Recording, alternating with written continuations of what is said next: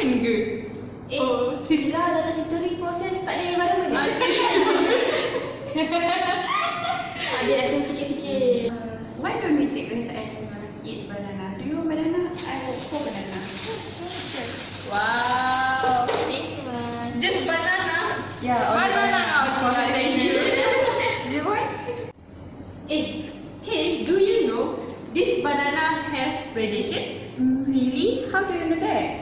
Yeah, this banana have radiation. Let me tell you. Okay.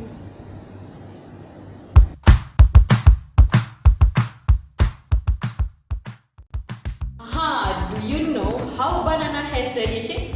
Why are banana radioactive? Banana are rich in potassium, and very small fraction of that naturally occurring potassium is in fact radioactive.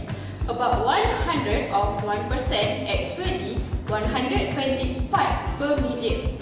It is because some food already irradiated that make the food safer to eat and have a longer store life. As for food, nuclear technique play a key role in food preservation. Radioactive variety of potassium is potassium 40, 0.012% of total potassium. The much more abundant non-radioactive varieties of potassium found in the body are potassium 39 and potassium 41. These percentages are the same the whole world over. They never change. Every tiny bit of naturally occurring potassium has the same 3 variety in the same exact percentage. Since the bodies of all animals including humans are slightly radioactive, it is a fact of life. So, banana and other food rich in potassium are also have radioactive for the same reason. Other than that, nuclear medicine, nuclear energy, and industrial application.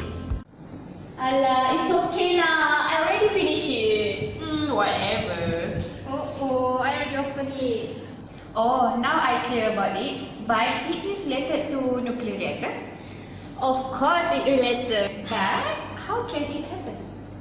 Let me explain. A nuclear reactor is a system that contains and controls sustained nuclear chain reaction. Pressurized water reactor or PWR.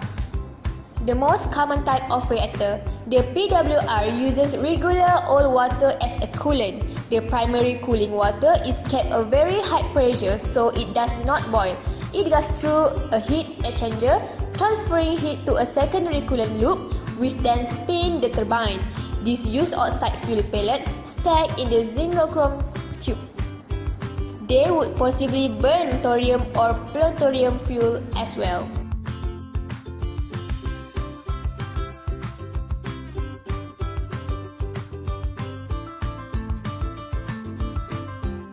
The turbine transfers the heat from the coolant to electricity, just like in a fossil fuel plant. Cooling towers are needed by some plants to dump the excess heat that cannot be converted to energy due to the laws of thermodynamics. These are the hyperbolic icon of nuclear energy. They emit only clean water vapor. So you all get it? Yes. So all nuclear have radiation, right? Yes, exactly. I think in class Rosalie, we already talked about the nuclear radiation. Have you heard about that? Sorry, I feel sleep. Never mind, I will talk about that later.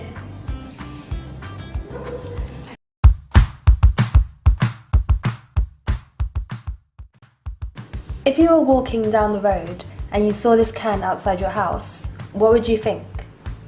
Radiation is something that makes us feel very, very uneasy. But what do we mean when we say radiation?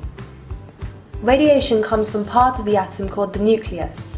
The nucleus is made up of neutrons and protons, and it's the center of the atom. Usually this is stable, but if it gives off radiation, we call this unstable. An unstable nucleus will give off pieces of itself. If the atom gives off radiation, we call it radioactive, and it can either give off radiation in the form of energy or in the form of a particle. This type of atom we call radioactive, and the actual atoms are called radioisotopes.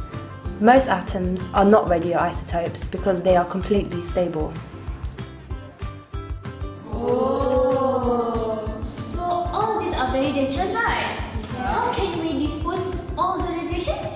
Okay, if you want to know, we have two methods to dispose this radiation. Okay, first we have vitrification method, and the second one we have the nuclear thorium method. And if you want to know further, wait, let me see this video together. Where? Here.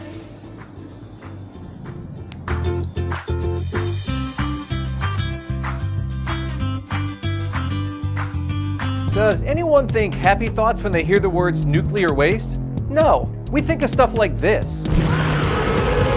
For humans, radioactive waste is a stage 10 fear fest, and destroying it is a massive undertaking. From volcanoes to sun rockets to radioactive cemeteries inside the Earth's surface to turning nuclear sludge into candy, we're taking down nuclear waste. This is how it's destroyed.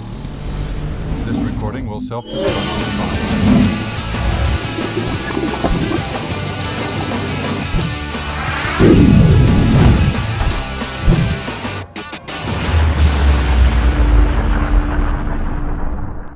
When a nuclear power plant blows through all of its usable uranium, it creates nuclear waste. Nuclear waste is one of the most hazardous materials on Earth, and the United States is currently housing almost 70,000 metric tons of it. Scary, right?